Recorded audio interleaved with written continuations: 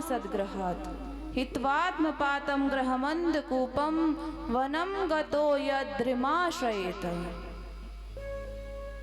जब अपने शत्रु पक्ष की ऐसी बातें सुनी तो हिरण्यकशिपु को क्रोध आ गया और अपनी गोदी में बैठे हुए अपने पुत्र को नीचे पटक दिया। गुरुजी को बुलाया कि ये कैसी शिक्षा दी है मेरे पुत्र को, इसे ले जाओ और दैत्य धर्म के बारे में इसे शिक्षा दो, जो ये मेरी तरह बने, बलवान शक्तिवान। अब तो शुक्राचार्य जी प्रहलाद को ले गए और गुरुकुल में पुनः से पढ़ाने लगे। साम दाम दंड भेद सभी अपनाए प्रहलाद को शिक्षा देने में।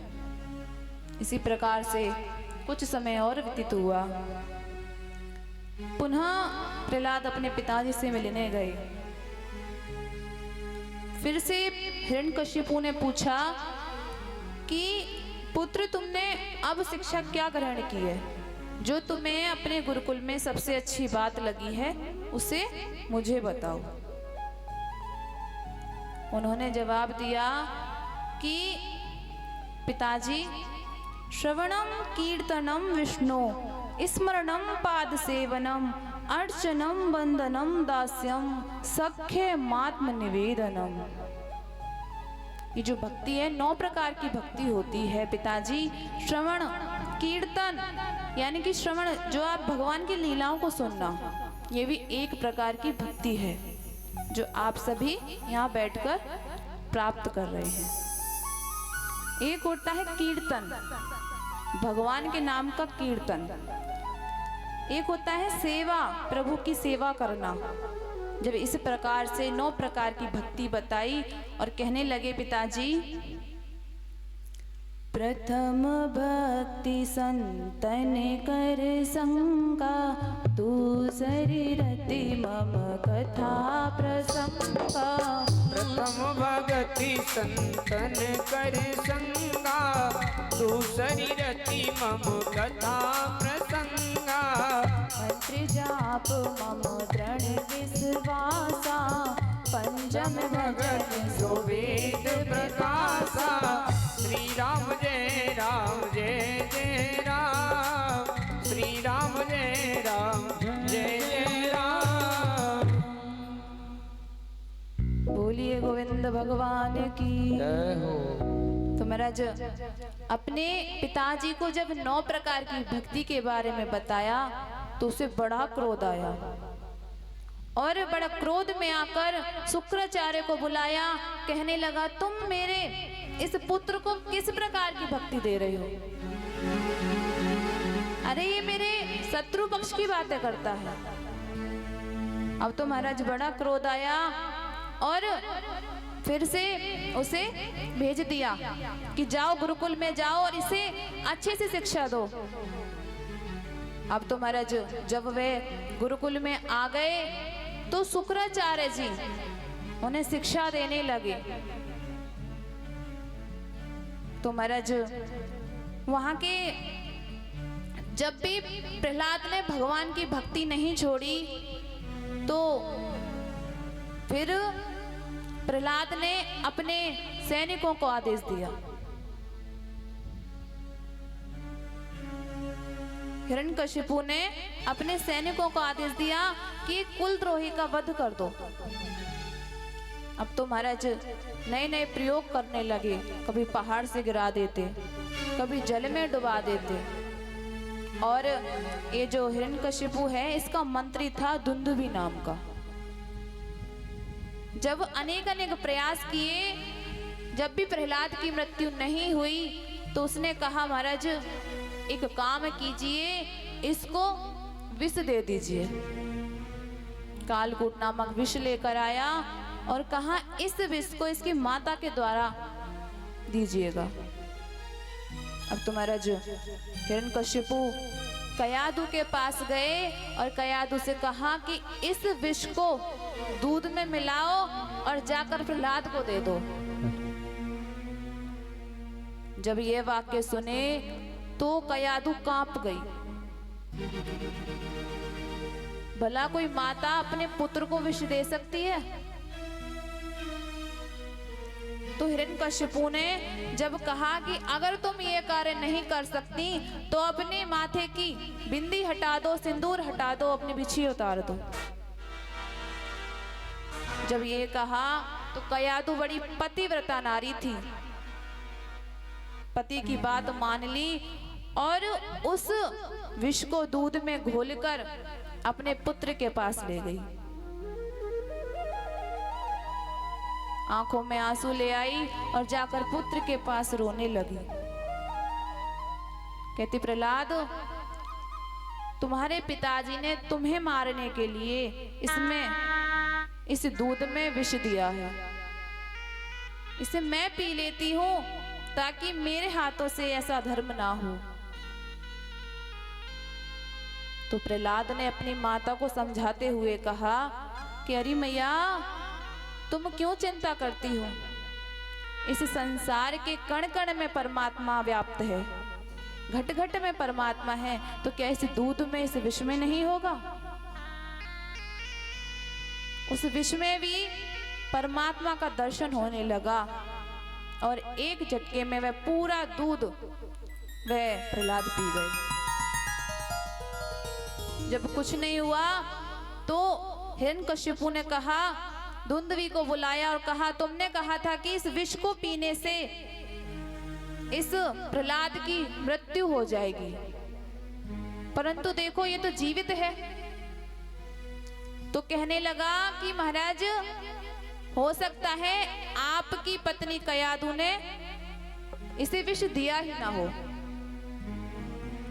कयाधु बोली, महाराज, मैंने अपने हाथों से इसे विष दिया है।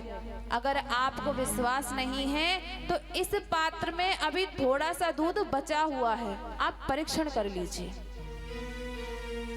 परीक्षण के लिए वह दूध उस धुंधवी को ही पिला दिया, महाराज उसके प्राण चले गए। तो उस जो धुंधवी की पत्नी थी होलिका, वह अपने पति की मृत्यु को सुनकर रोती हुई हिरण्यकशिपु के पास आई और कहने लगी कि अब मैं इस प्रहलाद का वध करके ही सांस लूंगी। आप एक कार्य कीजिए कि एक स्थान पर ईंधन एकत्रित कराइए और उस ईंधन में के ऊपर मैं प्रहलाद को लेकर बैठूंगी। मुझे ब्रह्मा जी के द्वारा एक शीतल चुंदरी प्राप्त है, अगर जिसे ओढ़कर मैं अग्नि में बैठूंगी तो मैं तो बच जाऊंगी, परंतु ये प्रहलाद जलकर भस्म हो जाएगा। इसी भाव से ईंधन मंगाया गया और उसके ऊपर ये जो होलिका है प्रहलाद जी को लेकर बैठ गई और ढोल लगाने बजने लगे। वहां पर किसी ने अग्नि लगा दी और वह जलने लगा।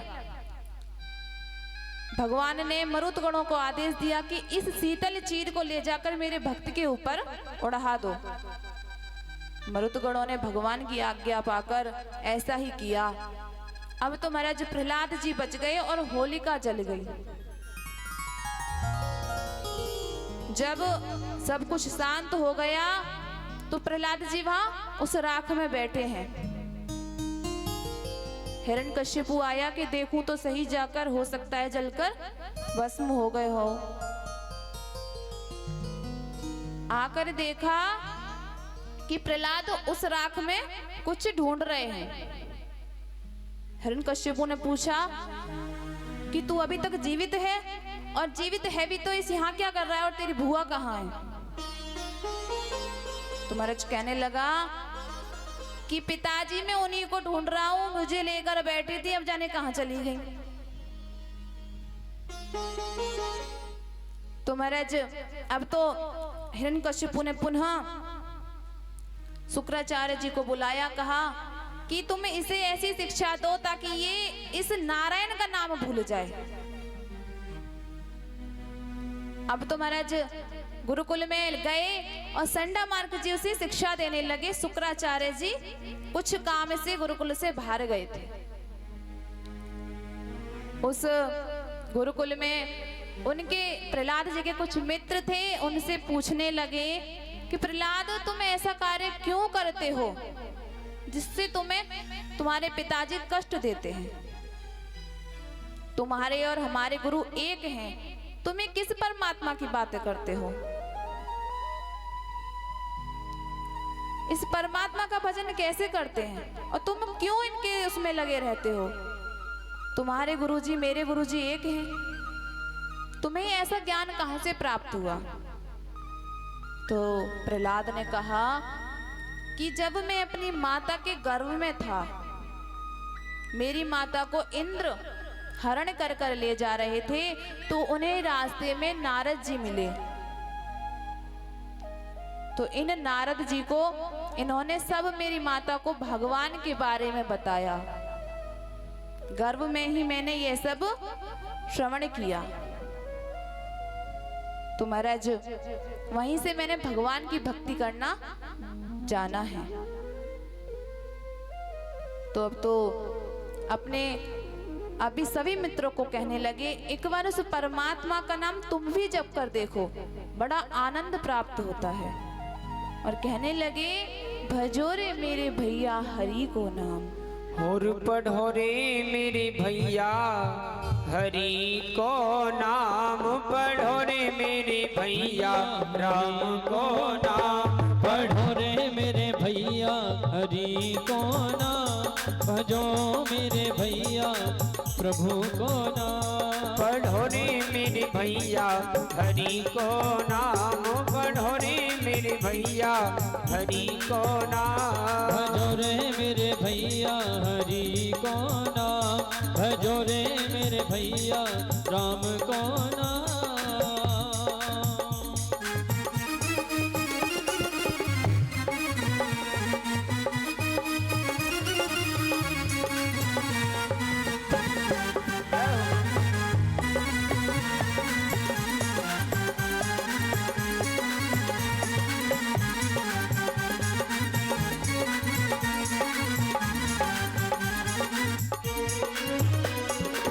राम नाम ही सारे जगत में, राम नाम ही सारे जगत में, हाँ कृष्ण नाम एक सारे जगत में, कृष्ण नाम एक सारे जगत में, हरिया में ढेला लगे नाच धाम, हरे मेरे भैया राम को नाम, पढ़ो रे मेरे भैया हरि को नाम, पढ़ो रे मेरे भैया हरि को नाम। जय हो।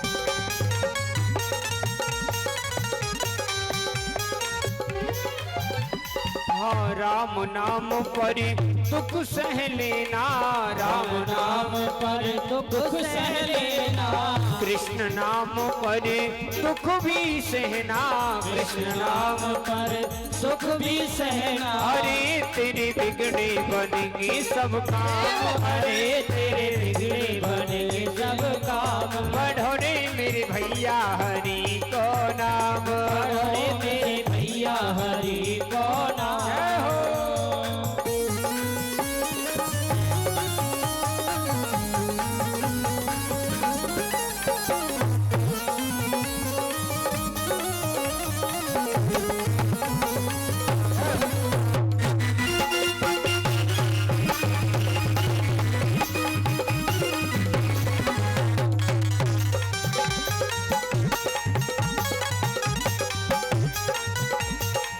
राधा नाथ मेरी विपदा हरेंगे, राधा नाथ मेरी विपदा हरेंगे, और सीता सीतापति मेरो संकट हरेंगे, सीतापति मेरो संकट हरेंगे। यही तो मेरी आशा लगी है सुबह शाम, यही तो मेरी आशा लगी है सुबह शाम। पढ़ो रे मेरे भैया हरि को नाम, पढ़ो मेरे भैया हरि को नाम। पढ़ो रे मेरे भैया राम को नाम, पढ़ो मेरे भैया राम को नाम। पढ़ो रे मेरे भैया हरि को नाम।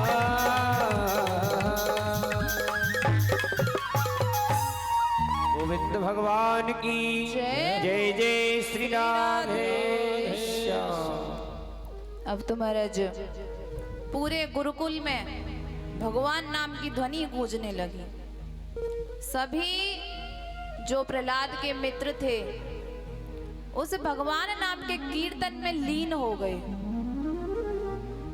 जब शुक्राचार्य जी ने उस प्रवेश किया, गुरुकुल में आए और देखा कि सभी बालक प्रहलाद के साथ कीर्तन कर रहे हैं। कोई ढोलक बजा रहा है, कोई मंजीरा बजा रहा है, कोई नाच रहा है, मरे सब मग्न हैं। उन्हें ये भी नहीं पता कि गुरुजी आ गए हैं।